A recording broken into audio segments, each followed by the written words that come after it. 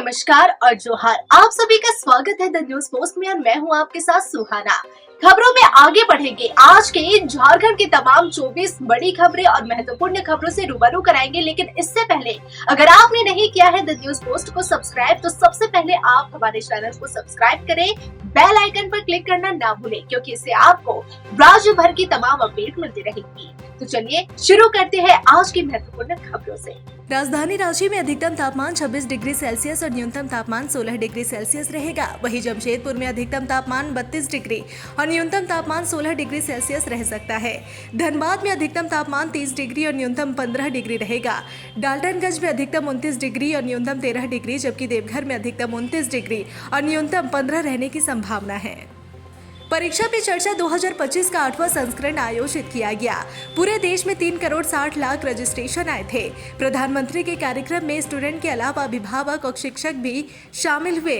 इस तरह के कार्यक्रम में प्रधानमंत्री ने कुछ महत्वपूर्ण विषयों पर अपने सुझाव दिए। उन्होंने बच्चों से कहा कि परीक्षा का तनाव जरा भी नहीं लेना है, परीक्षा ही सब कुछ है, ऐसा नहीं है। उन्होंने कहा कि आत्मबल को मजबूत करते हुए मेहनत और ईमानदारी से किया गया प्रयास सफलता प्रदान करता ही है। इस कार्यक्रम में कई जगह से लोग जुड़े। रांची से भी इस कार्यक्रम में बच्चों ने हिस्सा लिया।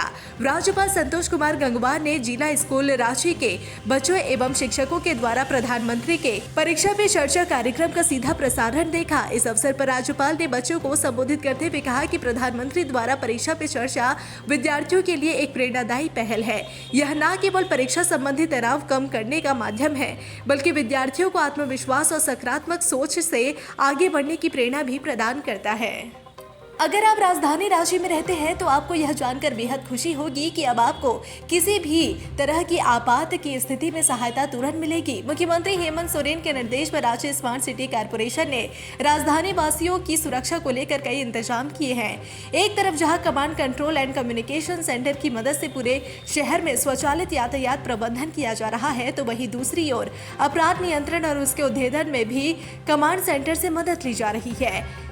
अब अगर आप किसी आपात स्थिति का सामना करते हैं तो आप सीधे सरकार की एजेंसियों से जुड़ सकते हैं। उदाहरण के तौर पर अगर आप सड़क से गुजर रहे हैं और आपके साथ या आपके सामने किसी तरह की कोई दुर्घटना हो जाती है, तो आप सीधे सरकारी एजेंसियों से जुड़कर उनसे मदद ले सकते हैं। इसलिए रांची शहर के महत्वपूर्ण 50 चौक चौराहों पर पीले रंग का इमरजेंसी कॉल बॉक्स लगाया गया है। इस बॉक्स में लगे लाल बटन के दबाते ही कमांड कंट्रोल सेंटर से आवाज आएगी ताकि आप अपनी समस्या बता सके। समस्या बताते ही स्मार्ट सिटी और पुलिस की टीम आपकी मदद के लिए संबंधित एजेंसी से संपर्क कर सकेगी और आपको राहत दिलाएगी। इसके लिए ना आपको मोबाइल फोन की जरूरत है, ना ही किसी नंबर को याद रखने की, बस आपके पास पीले रंग का बॉक्स होना चाहिए। देवघर में पिछले 22 वर्षों से महाशिवरात्रि के अवसर पर शिव बारात का आयोजन किया जाता रहा है। धरती पर शिवलोक का एहसास कराने वाली शिव महाबारात को जीवन बनाने के लिए बहुत दिनों से आयोजन समिति द्वारा तैयारी शुरू कर दी जाती है। लेकिन इस वर्ष महाशिवरात्रि महोत्सव समिति और शिव बारात समिति अलग अलग शिव बारात निकालने का निर्णय लिया गया है। महाशिवरात्रि महोत्सव समिति की शुरुआत देवघर नगर निगम के प्रथम महापौर राजनारायण खवाड़े और बबलू खवाड़े द्वारा किया गया था। पिछले साल से इसकी कमान अभिषेक झा ने संभाला था। वहीं शिव बारात समिति की अगुवाई बाबा बलिया से कर रहे हैं, जो गोड्डा सांसद निशिकांत दुबे के करीबी है। दोनों समिति के बीच तानातानी को देखते हुए अब महाशिव बारात को पर्यटन विभाग द्वारा निकाला जाएगा, यानी दोनों समिति को दरकिनार कर पर्यटन विभाग बारात की तैयारियों में जुट गया है। वरिष्ठ पत्रकार आशुतोष रंजन सिन्हा का निधन हो गया। पेट में संक्रमण के कारण उनका गढ़वा के एक निजी अस्पताल में इलाज चल रहा था, जहां उन्होंने अंतिम सांसें ली। उनके निधन की खबर से पत्रकारिता जगत में शोक की लहर दौड़ गई है। आशुतोष रंजन सिन्हा अपनी बेबाक लेखनी और निष्पक्ष पत्रकारिता के लिए जाने जाते थे। उनकी कलम की गूंज दूर दूर तक सुनाई देती थी। उन्होंने अपने जीवन में पत्रकारिता को नई ऊंचाइयों तक पहुंचाने का कार्य किया। उनकी लेखनी से न सिर्फ समाज में जागरूकता आई, बल्कि कई महत्वपूर्ण मुद्दों को भी प्रमुखता मिली। इंटर और मैट्रिक की परीक्षाओं को लेकर पलामू के कई कोचिंग संस्थानों में पुलिस ने छापेमारी की है। इसके साथ ही मेदिनीनगर टाउन थाना क्षेत्र में आधा दर्जन कोचिंग संस्थानों की तलाशी ली गई है। हालांकि छापेमारी के दौरान कुछ बरामद नहीं हुआ। वहीं कोचिंग संस्थानों से कागजात की जांच की गई। वहीं परीक्षा को लेकर सारी तैयारियां पूरी कर ली गई है। पलामू के उप विकास आयुक्त शब्बीर अहमद ने बताया कि मैट्रिक इंटर परीक्षा को लेकर पूरे पलामू में निषेधाज्ञा लागू कर दी गई है। उन्होंने कहा कि अगर किसी भी परीक्षा केंद्र पर कोई छात्र नकल करते पकड़ा गया तो संबंधित केंद्राधीक्षक के खिलाफ भी कार्रवाई की जाएगी। पलामू में 76 केंद्रों में मैट्रिक और 40 केंद्रों में इंटर की परीक्षा होनी है, जिसमें 67,262 छात्र छात्राएं भाग लेंगे। वहीं मैट्रिक में 34,665 और इंटर के विभिन्न संकायों में 32,597 छात्र छात्राएं भाग लेंगे। रांची, धनबाद, टाटानगर और चक्रधरपुर में रेलवे की ओर से नया कोचिंग डिपो बनाया जाएगा। इस बात की जानकारी रेल मंत्री अश्विनी वैष्णव के OSD वेद प्रकाश की ओर से दी गई है। हजारीबाग के रहने वाले वेद प्रकाश ने बताया कि झारखंड में रेलवे का नेटवर्क लगातार बढ़ रहा है। झारखंड को रेल बजट में 7,306 करोड़ की राशि विकास के लिए दी गई है। इसके अलावा झारखंड के रांची, धनबाद, टाटानगर और चक्रधरपुर में कोचिंग डिपो का निर्माण भी कराया जाएगा। इसके लिए 1,107 करोड़ की राशि आवंटित की गई है। केंद्रीय रेल मंत्री के OSD वेद प्रकाश ने बताया कि 2014 के बाद 11 साल में झारखंड में 10,311 किलोमीटर रेल लाइन का निर्माण 2024 तक किया जा चुका है। पर्यावरण के क्षेत्र को बढ़ावा देने के उद्देश्य से 100% बिजली में संचालित इंजनों के जरिए परिचालन शुरू कर दिया गया है। डीजल इंजन को पूरी तरह से बंद कर दिया गया है। झारखंड सरकार की सबसे बड़ी योजना मुख्यमंत्री मैया सम्मान योजना को लेकर एक बड़ा अपडेट सामने आया है। राज्य की बेटी बहन को छठी किश्त के लिए अभी और इंतजार करना पड़ सकता है। पहले 28 जनवरी से ही पैसा भेजने की तैयारी थी, लेकिन अब आधार सत्यापन की वजह से किश्त भेजने में देरी हो रही है। सूत्रों की माने तो अभी 20 लाख से अधिक लाभुक का सत्यापन होना बाकी है, जिसे लेकर पेच फंस रहा है। विभाग की ओर से कोशिश की जा रही है कि जल्द ही सभी लाभुक का सत्यापन हो जाए, जिससे सभी के खाते में पैसे सीधे भेज दिया जाए। लेकिन इस योजना में लाभुक की संख्या 56 लाख से अधिक है। ऐसे में सत्यापन में देरी हो रही है। विशेष कैंप भी आयोजित किया जा रहा है, जिससे योजना के लाभुक का सत्यापन जल्द किया जा सके। अगर देखें तो मुख्यमंत्री मैया सम्मान योजना को लेकर सीएम सख्त है। सभी को आदेश दिया गया है कि जल्द ही इस योजना में आ रही त्रुटि को दूर कर पैसा भेजने का कार्य शुरू किया जाए, जिससे बेटी बहन मायूस ना हो। लेकिन जो प्रक्रिया है उसमें बाधा आ रही है। ऐसे में बिना सत्यापन के राशि भेजने के लिए हेमंत सोरेन कैबिनेट से प्रस्ताव भी ला सकते हैं, जिससे जल्द से जल्द पैसा पहुंच सके। झारखंड की राजधानी रांची में एक बार फिर बर्ड फ्लू ने दस्तक दे दी है। बर्ड फ्लू की दस्तक के बाद बिरसा एग्रीकल्चर यूनिवर्सिटी के वेटरनरी कॉलेज के संबंधित कैंपस को कंटेनमेंट जोन घोषित कर दिया गया है। चाइनीज एक्सपेरिमेंट मुर्गियों के सैंपल में बर्ड फ्लू की पुष्टि हुई है। दरअसल बीते दिनों लगातार मुर्गियों की मौत हो रही थी। इसके बाद विभाग के द्वारा सैंपल कलेक्ट करने के बाद जांच के लिए भोपाल भेजा गया और जांच में H5N1 यानी बर्ड फ्लू की पुष्टि हुई है। इसके बाद जिला पशुपालन पदाधिकारी के द्वारा अलर्ट में रहते हुए एहतियात बरतने जाने को लेकर बात कही गई है। जिला पशुपालन पदाधिकारी ने बताया कि अनयूजुअल मोरालिटी की वजह से सैंपल भेजे गए थे और अब इसकी पुष्टि हो गई है कि H5N1 यानी बर्ड फ्लू है, जिसके बाद बाकी की जो मुर्गियां हैं उन्हें कलिंग यानी नष्ट किया जाएगा। यानी यह वायरस की मुर्गियां हैं जिनमें बर्ड फ्लू पाया गया है, इसलिए लोगों को घबराने की जरूरत नहीं है। पूरे परिसर को कंटेनमेंट जोन घोषित कर दिया गया है। गिरिडीह जिला के डुमरी प्रखंड अंतर्गत रांगामाटी पंचायत भवन में आंगनबाड़ी केंद्र के सेविका सहायिकाओं सहित बिजली विभाग के मानव दिवस कर्मियों ने डुमरी विधायक जयराम महतो के साथ बैठक कर अपना दर्द साझा किया। सभी ने अपनी अपनी समस्याओं से विधायक जयराम महतो को अवगत कराया। वहीं इन सब की बातों को सुनते हुए डुमरी विधायक जयराम महतो ने लोगों की समस्याओं को विधानसभा सत्र में उठाने का आश्वासन दिया। आंगनबाड़ी केंद्रों की सेविका सहायिकाओं ने विभाग के ऊपर आरोप लगाते हुए कहा कि उन्हें 6 महीने के बाद वेतन मिलता है, लेकिन वेतन मिलने के बाद भी विभाग के कर्मी कमीशन खोरी शुरू कर देते हैं, जिसे लेकर उन्हें काफी कम वेतन मिलता है। इसके अलावा पोषाहार की राशि बाजार मूल्य के अनुसार नहीं मिलता, जिसे लेकर उन्हें पोषाहार खरीदने में काफी दिक्कतों का सामना करना पड़ता है। इसे लेकर उन्होंने सरकार से ही पोषाहार देने की मांग की। भाजपा के प्रदेश प्रवक्ता अजय शाह ने झारखंड सेंट्रल यूनिवर्सिटी यानी CUJ में छात्रों के आंदोलन और सरकार द्वारा उन पर दर्ज किए गए मामलों को लेकर कड़ी प्रतिक्रिया व्यक्त की है। उन्होंने कहा कि शांतिपूर्ण प्रदर्शन करना छात्रों का संवैधानिक अधिकार है, लेकिन उनके खिलाफ गंभीर धाराओं के तहत मामले दर्ज करना यह दर्शाता है कि सरकार छात्रों में भय का माहौल बनाना चाहती है। अजय शाह ने कहा कि प्रदर्शन कर रहे छात्रों ने सिर्फ रांची के DC से साथ ही छात्र की मृत्यु के मामले में मिलने की इच्छा जाहिर की थी, लेकिन इसके बदले छात्रों पर लाठीचार्ज किया गया और उन पर गंभीर धाराओं में केस दर्ज कर दिया गया। लगभग 15 से 20 छात्रों और 150 से अधिक अज्ञात छात्राओं पर ऐसे मुकदमे दर्ज है जैसे वे झारखंड के छात्र नहीं बल्कि कोई आतंकवादी है। भाजपा प्रदेश अध्यक्ष और पूर्व मुख्यमंत्री बाबूलाल मरांडी ने हेमंत सरकार पर सोशल मीडिया X के माध्यम से बड़ा निशाना साधा।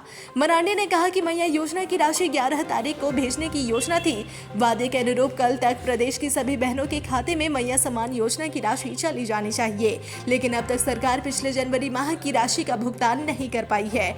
उन्होंने कहा कि जेपीएससी अध्यक्ष पद की नियुक्ति को लेकर राज्य सरकार की ओर से कोई पहल नहीं हो रही।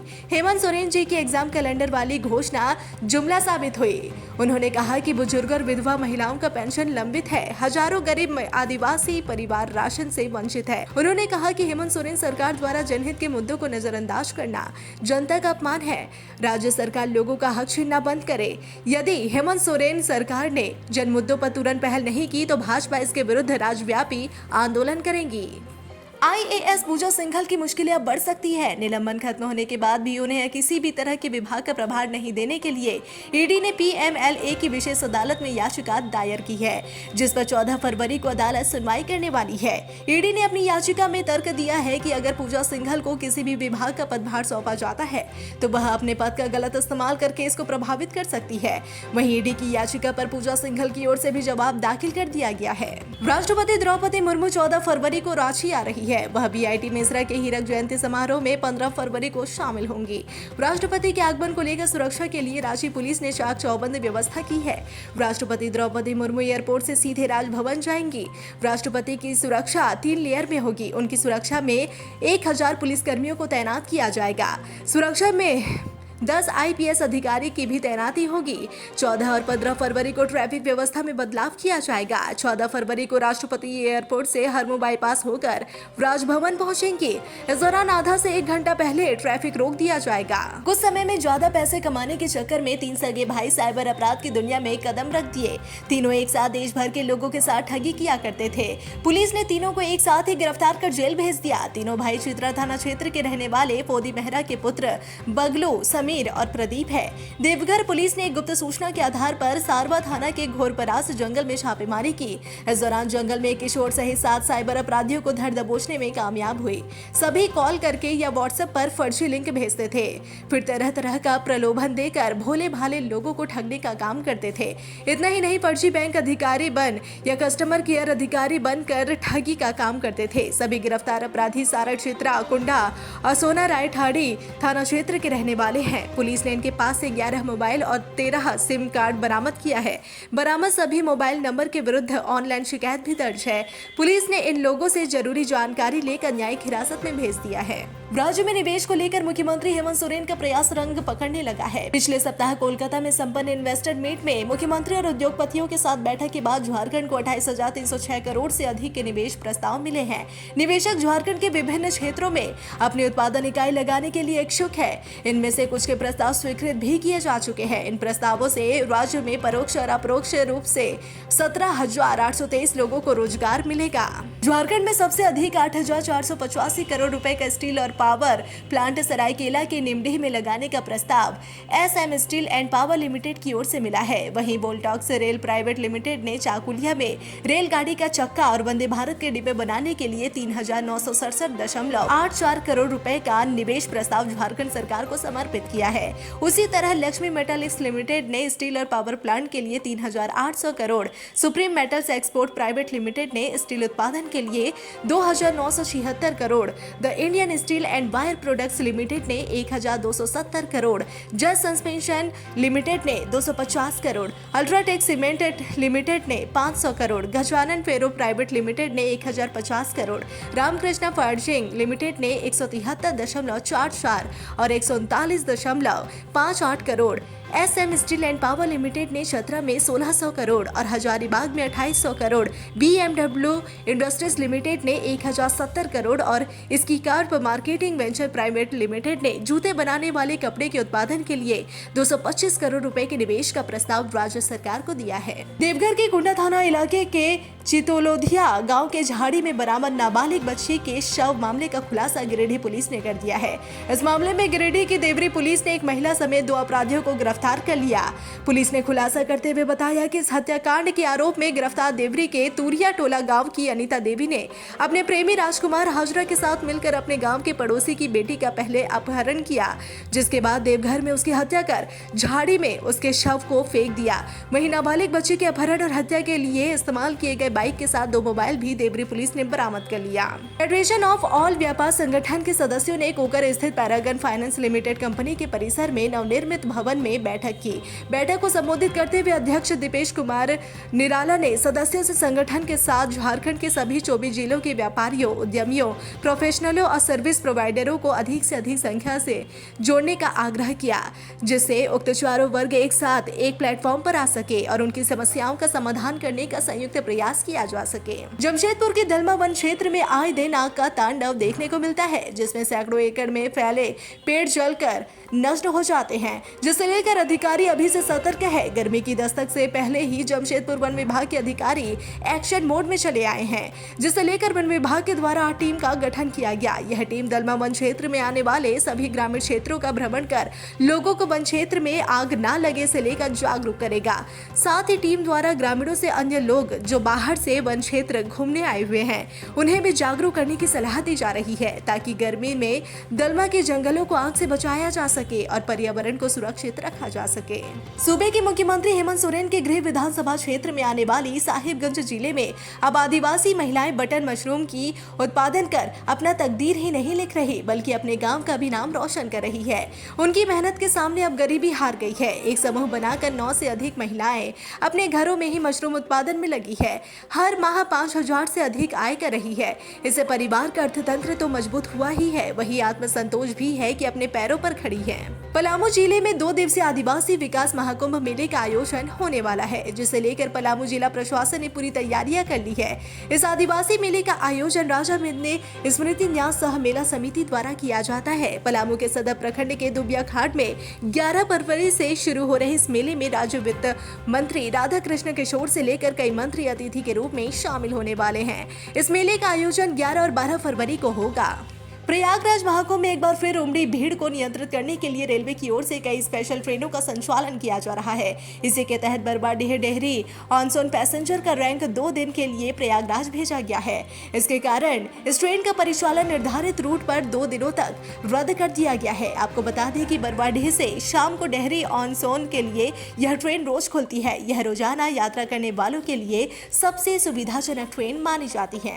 जिनके जिम्मे कभी कानून व्यवस्था बनाए रखने की जिम्मेदारी थी, आज उन्हीं के हाथों में हथकड़ी लग गई है। पत्नी को जलाकर मारने के आरोप में गिरफ्तार हजारीबाग के पूर्व एसडीओ अशोक कुमार को आज कोर्ट में पेश किया गया। हालांकि उन्हें कोर्ट से जमानत नहीं मिली है। मिली जानकारी के अनुसार कोर्ट ने उन्हें जेल भेजने का आदेश दिया है।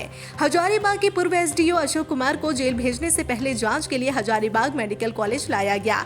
इसके बाद उन्हें जेपी केंद्रीय कारा भेजने की तैयारी की जा रही है। इससे पहले इनके पिता दुर्योधन साहब को पुलिस ने पहले ही जेल भेज दिया है।